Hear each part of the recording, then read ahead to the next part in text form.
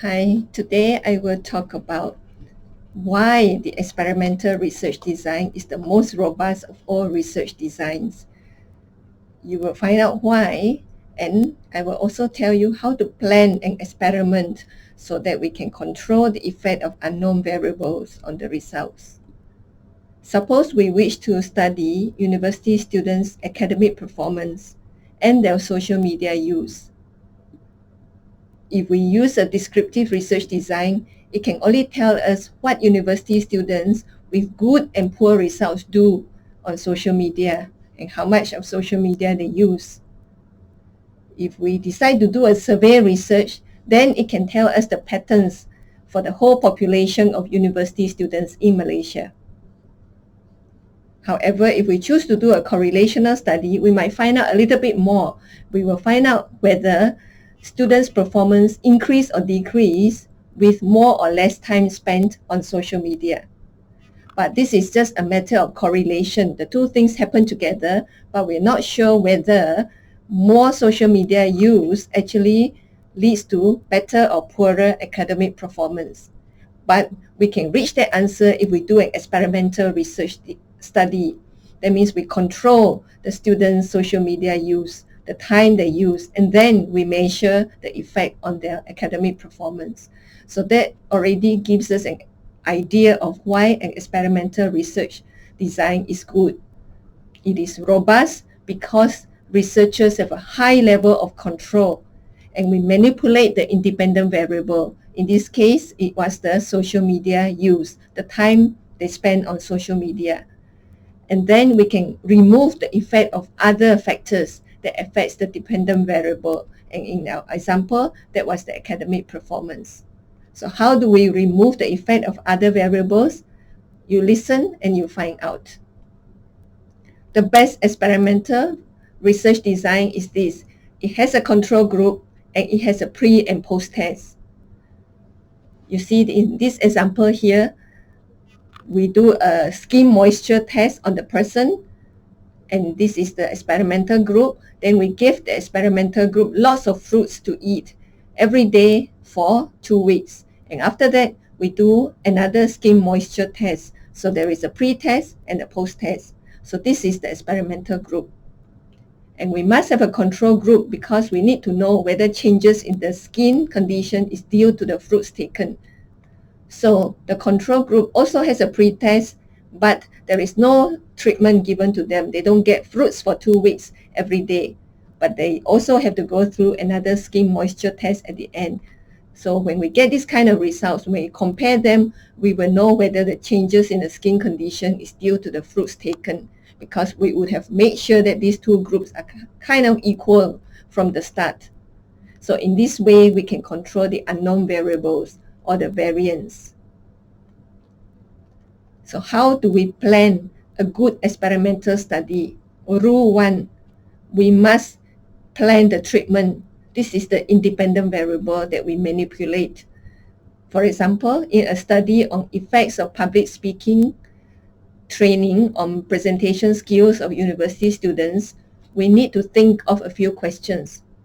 1, what public skills are we going to teach? Public speaking skills, there are many. Is it the language? Is it the posture? 2, how will the skills be taught? Lectures, role plays, video, etc. 3, how many weeks would the training be? How many hours per week? 4, what to do in each class? The first 20 minutes, next 20 minutes, and so on. All these have to be planned because this is a treatment that will affect the results. And 5, perhaps some theories or principles on which the lessons are based. So planning the treatment is very important. Rule number 2, for a good experimental study, we must have pre-test and post-test. And we measure the dependent variable before and after the experiment to take note of changes that might be caused by the treatment. Why a post-test? Well, everybody does a post-test, but a pre-test, some people don't do, and they just measure something at the end of an experiment. That is not enough because we don't know the changes actually. Rule 3, Try to do random sampling if possible. Random sampling means a systematic form of sampling. We know the people in the population, all of them, we list them, we know each unit inside, then we use a systematic method to pick the number of people we want to study. Maybe we use a random table, maybe we use odd number, even number, flipping of coins. You will see that this is really to equalize differences and to give everybody in the population an equal chance to be participants of the study. It gets rid of researcher bias in selecting participants. So in real life, in the arts, it is quite hard to do random sampling. So we often end up with a quasi-experimental research design where we use existing groups, group 1, group 2, group 20, and until group 20, they all exist. So we may choose certain groups to put in to the control, certain groups to be experimental groups, but we cannot afford to actually reassign the students because they already exist in certain groups. So it has certain limitations there. Rule number 4, even if we do quasi-experimental study, we couldn't do random sampling, let's say, but let's try to have 2 groups for comparison. One group is the experimental group that goes through the treatment, and the other group is the control group. Nothing special is done to them, but we subject them to the measurement before and after the treatment. Because if we only use one experimental group and we may notice certain changes, we cannot say for sure that it's due to the training or the experiment. It could be due to other factors. I will tell you the other factors later. But in terms of research, single groups are useful also and has its purpose, especially in pilot studies, to try out the experiment, to try out the treatment procedures and see how all this go.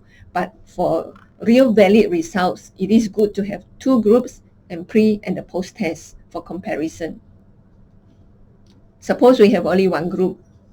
We measure how good the presentation skills are, we give the training, and we measure it again at the end of the semester. Well, in this case, the researcher cannot control the effect of unknown variables, and the changes in the presentation marks may not be due to the training. So let me tell you some of the other factors that may cause changes in the marks.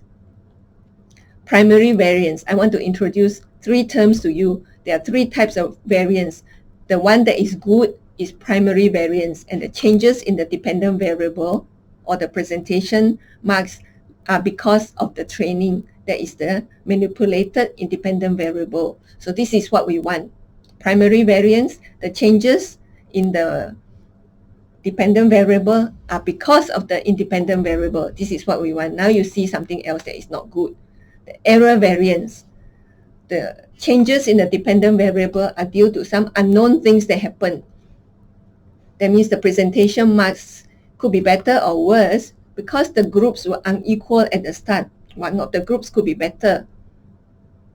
Researchers may decide to choose the better group and name it the experimental group. Now that is bias, and it will affect the results and mislead the public in future. B, the control group. Although nothing is done to them, they heard about this experiment taking place, they could be sensitized to it, so they work harder on their own, and therefore they also do better than they otherwise would. Third one, the room was noisy. We don't know which room might be noisy during that time of the presentation exam, and this could affect the scores. Or the student's mood was not good for certain reasons. The person characteristics could affect, and it could be a error variance. And sometimes researchers subconsciously convey to participants how they should behave. So this is called experimental bias. All these are the error variance that will cause differences in the dependent variable or the presentation marks, and it's got nothing to do with the training. So these are things to watch out for, to make sure that truly the changes in the dependent variable are due to the training. So we have to control the equality of the groups, make sure that the control group is not sensitized, make sure that the room and the students are in a calm situation, and the researcher should refrain from indicating to students what they are looking for. Finally, there is the third variance, and that is called secondary variance. This is harder to detect. It needs the researcher to be very alert because it is hidden and it happens together with the dependent variable. With the independent variable. So at the time of the training, something else is happening, but it's hidden. Okay, what is happening? All students should improve during the semester if they keep practicing. So this is called maturation or natural growth. So they naturally will become better, whether you give them this special training or not. So this is a secondary variance because it happens at the same time as the training or the treatment.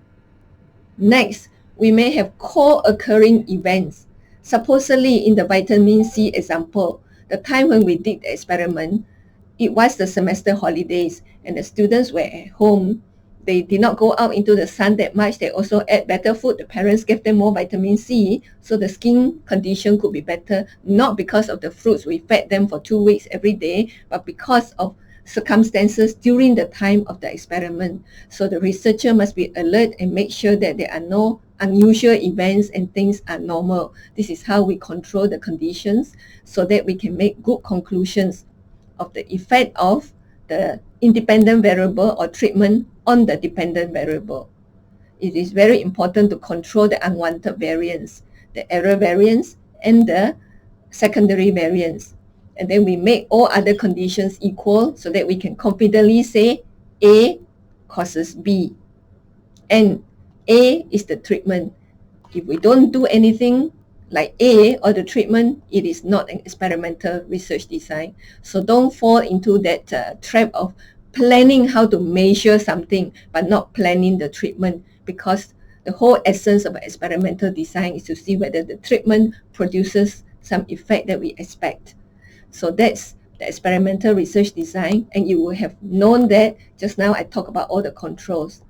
That's why it is the most robust of all research designs. Thank you.